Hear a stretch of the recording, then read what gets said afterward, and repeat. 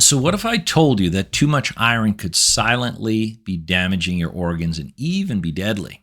So most people think of iron deficiency as a problem, meaning too low of iron. But high iron might be the hidden issues that your doctor isn't testing for.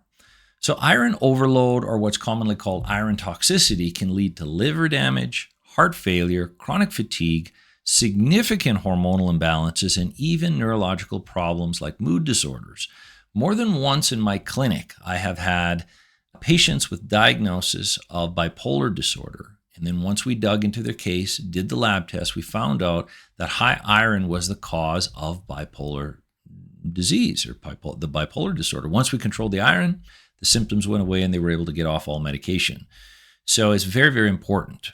So if you catch this iron level or iron toxicity early, you literally protect your liver and your heart from long-term damage. You regain steady energy throughout the day without those slumps or those energy crashes. You'll notice clear thinking, better mood stability, like, again, these ups and downs in moods. You dramatically reduce your risk of chronic inflammation and damaging many other organs, not just the ones I mentioned, as well as advancing any disease process. So iron, when it's elevated, it is very inflammatory. So here's why. Here's why this builds up in the body. Well, there's a few reasons, but one of the major problems is you can't excrete this iron. Once it builds up in your body, it likes to stick around.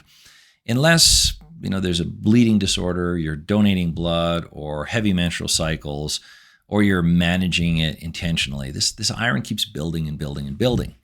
And it really comes from things like genetics, inflammation, or even supplements. So what I see in clinic, the three major causes. So if someone comes in, we do the panels, they have very high iron. There's three major things. I want to know, are they toxic? What are they eating? Are they exposed to iron fabrication and iron industry? Are they breathing in things? Are they touching lots of iron filings with their skin because they can absorb it in their skin? Or are they taking massive amounts or lots of supplementation that's that's causing the iron elevation? So toxicity and environment are a big thing. The other thing is genetics. So a specific disorder called hemochromatosis. And that one can be tested. I catch a few of these cases in my office every year, and it's never been found. And then once we find it, then we work on it. Even if we have the genetics, we can control iron. And then the third major one is acute inflammation. So I have seen ferritin, which is a major iron test. I've seen it in the ballpark of 600, 700, 800, and it should be under the 150 mark. And so the first thing I think of, okay, they have this high iron. Is it acute inflammation? Are they dealing with colds or infection or other things going on in the body? Is it genetic, or is it environmental exposure? Once we boil that down, then we advance, we pursue the strategy that's required. So very, very important, but it's one of those three things always. So if you're dealing with some weird symptoms, some of these symptoms mentioned, like exhaustion, hormonal imbalances, or just unexplained inflammation, get your doctor to order these 4 tests. Number 1, ferritin. Another one is serum iron.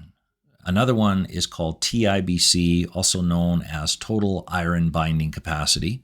And then the fourth one, iron saturation. If you have these 4 tests, you'll know exactly what's going on. You'll know if there's a problem. And of course, hopefully you know what to do with, or they can advise you. So if you want more detail regarding these tests and how I navigate around these specific iron tests, what they mean, just comment iron below, and I'll be more than happy to do that.